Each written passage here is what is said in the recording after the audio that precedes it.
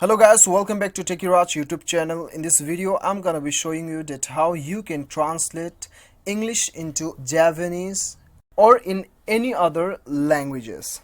So before getting further, I would like to request you, if you haven't subscribed my YouTube channel, make sure you subscribe my YouTube channel and that click on that bell icon so that you'll receive all my latest update. So let's get started.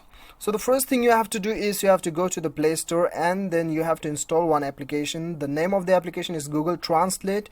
You just type Google Translate and it will appear on the first rank.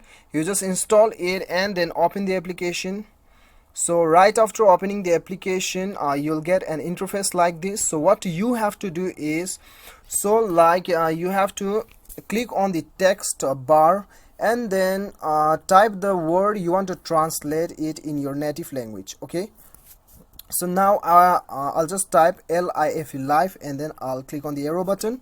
So I'm translating in Afrikaans, right? Afrikaans language. So it is LEWE, Liwi. You can also pronounce you can also know the pronunciations of this particular word clicking on this on this sound icon. So if you want to translate it on your own native language, then you have to click on the top right corner. As you can see, Afrikaans, right? So you just select your language. Okay, if you want to select your own language, Nepali, then the Nepali, select the Nepali.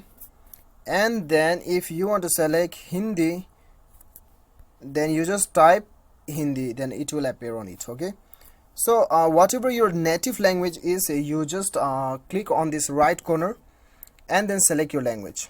Okay, so there are alternative functions available, facilities available. As you can see, camera, handwriting, conversation, voice. If your keyboard is not working, then you can search by the voice, and then if you want to translate conversation, then you can just speak the conversation and it will translate in your own native language.